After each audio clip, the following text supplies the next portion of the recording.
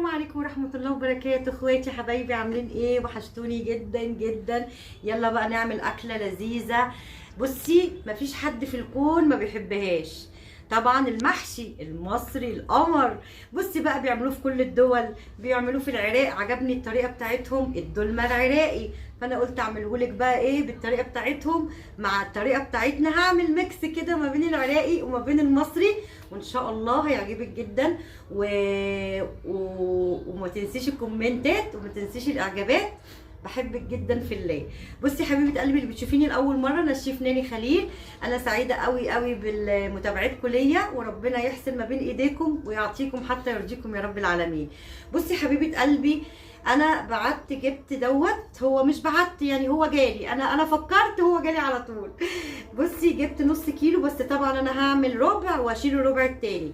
وانتي بتسلقي طريقه الورق العنب وانتي بتسلقيها، عشان هو دلوقتي وقت التخزين بتاعه، بتعملي ايه؟ بتسخني ميه على النار، بتحطي فيها ليمونه، بتقطعيها نصين وتسيبيها جواها، بتطلع شمه الريحه كلها ليمون، بتبقى روعه روعه روعه، ما اقولكيش على جمالها.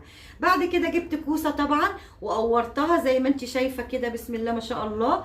بصي التقوير، بتسيبي حته في اللحم كده علشان ما تبقاش مرخرخه لما تتعمل، وتبقى كلها فوايد، وطبعا انتوا عارفين مفيده جدا لمرضى القلب والسكر، وربنا يعفي عنكم جميعا وعن كل مرضانا ومرضى المسلمين اجمعين. زائد ان انا عملت ايه بقى، الملفوف اللي انا كنت مفرزاه قبل كده في لايف قبل كده. بصي اهو تمام اهو، هوريكي للي ما حضرش معايا لايف التخزين، هوريكي لايف تاني او فيديو تاني. طبعا بتحطي ايه بقى على المحشي علشان تجهزي حاجتك؟ بتجيبي كزبره وبتجيبي شبت وبتجيبي بقدونس، كميه كبيره كده، شايفه كميه قد ايه؟ بسم الله ما شاء الله. هخرطها دلوقتي وهتشوفي قد ايه الكميه.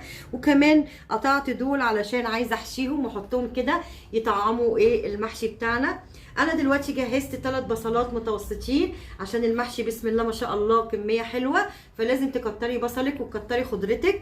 زائد ان انا حطيت على اللحمه دي بقالها حوالي ساعه الا ربع، معاها ملح وفلفل اسمر وبهارات لحمه.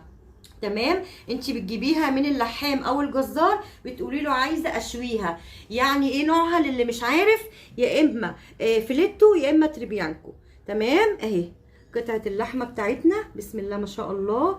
انا ما قطعتهاش علشان كل واحد ياخد واحده كده قطعه حلوه مع طبق محشي جميل. وجهزت الرز معايا، ودلوقتي هروح على الغاز احط البصل على الزيت. احط البصل يا بنات اهو على الزيت. تعالي حبيبه قلبي، عملت ايه؟ حطيت ال3 بصلات على النار بمعلقه زبده. طبعا انا ما رضيتش اصورها لك عشان دي سهله وعملتها لك كذا مره. حطيت معلقه زبده او معلقه سمنه وشويه زيت عباد او ذره، وتقلبيهم لحد ما يدبلوا. شايفه لونه عامل ازاي؟ دبلوا بس، انما ولا اتحرقوا ولا بني ولا اي حاجه. اول حاجه هعملها اهو، هحطهم على الرز. شايفه يا قلبي؟ هحط البصل بتاعي على الرز. ليه بقى هحطه على الرز؟ ليه ما حطيتش عليه الصلصه؟ لان انا الصلصه سبكتها. انا فرمت 1.5 كيلو طماطم في الخلاط، تمام، وحطيت عليها ربع معلقه سكر، تمام. وبعد كده هنزل بصلصه الطماطم اهي اللي انا عصراها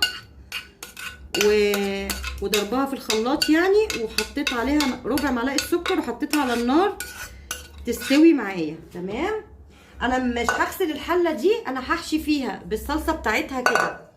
تمام، بعد كده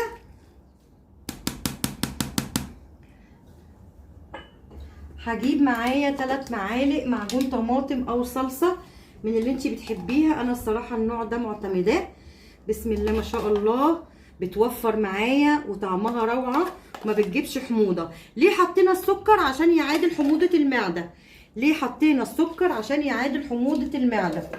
عشان ما يجيلكيش حموضه بعد الاكله. بعد كده حطيت كل الحاجات دي اهو. بعد كده هنزل بالخضره بتاعتي اللي قايله لك عليها من قبل، اللي هي نعناع وبقدونس وكزبره وشبت.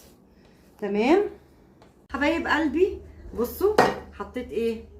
حطيت هنا بصل، وحطيت كمان طماطم قطعتها حلقات، وجهزت معايا الكرنب اهو قطعته جهزته مع الخلطه بتاعتنا اللي احنا مجهزينها مع بعض.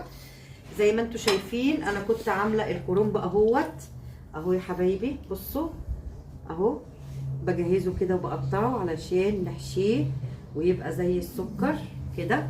بصي بقى انا شوحت اللحمه، يعني ايه شوحتها؟ يعني حطيت 3 معالق زيت ورحت نازله من ناحيتي ونازله من ناحيتي اهي.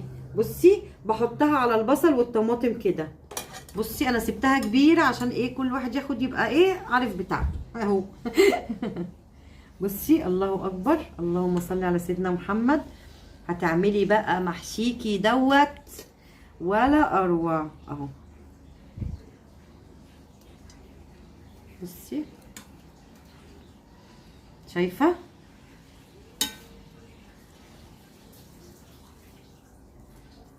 بتعملي كده، تعملي كده اهو، تعملي كده اهو. شايفه يا قلبي؟ انا هحط هنا في كل حله هحط 4 حتت. بصي اهو. بعد كده هنزل عليهم. قولي لي محشي ولا تقولي لي بتنجان. قولي لي ايه؟ قولي لي لوحه فنيه من صنع مين؟ من صنع الشيف ناني القمر، الله يخليكوا ليا يا رب. بصوا بقى عملت ايه. حطيت اول طبقه خالص حطيت بتنجان كده وكوسه كده عملتهم شكل ورده. بعد كده حطيت في الفراغات حطيت الملفوف، وبصي لفيته ازاي عشان اللي مش عارفه تلفه ازاي. حطيها قد ايه الحجم ده صغيره ازاي، وبتروحي ماسكه كده اهو ومتكيه كده. اول تكيه دي اهم حاجه عشان تبقى ماسكه معاكي تمام. اهم حاجه في الموضوع ما تخليش فيه رز من بره، وبتروحي حطاه. انا حطيت زي الورده وحطيت فلفلايه حشيتها برده، وحطيت فلفلتين حامي تمام كده، وظبطت الشكل كده. واعملي كده وهتعملي احلى مني كمان.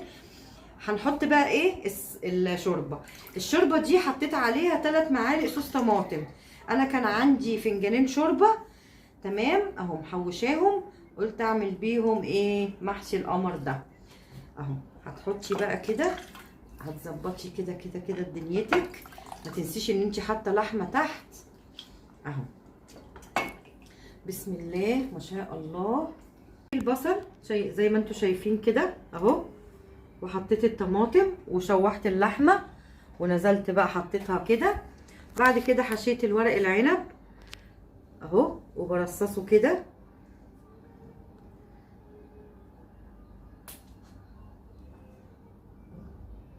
هنحط الطبق ده على الحله لما حشيناها. شايفين عملنا ايه حشيناها ازاي؟ حطينا هنا كده ده بالطول وده عملناه بالدايره زي ما انت شايفه كده حبيبه قلبي.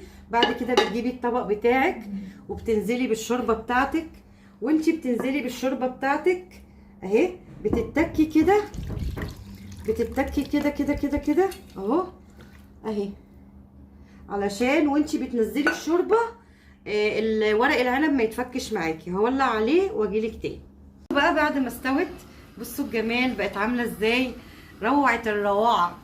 تابعوني بقى واوعوا تنسوا الكومنتات وتنسوا كمان الاعجابات، عشان انا بحبكم وبعرفكم المعلومات اللي تخلي جوازكم يحبوكم. ايوه لازم تعملي اكل لجوزك عشان يحبك. بصي المحشي القمر تمام، وطبعا ايه اللحمه من تحت بس هو مولع النار مش عارفه اقلبه تمام.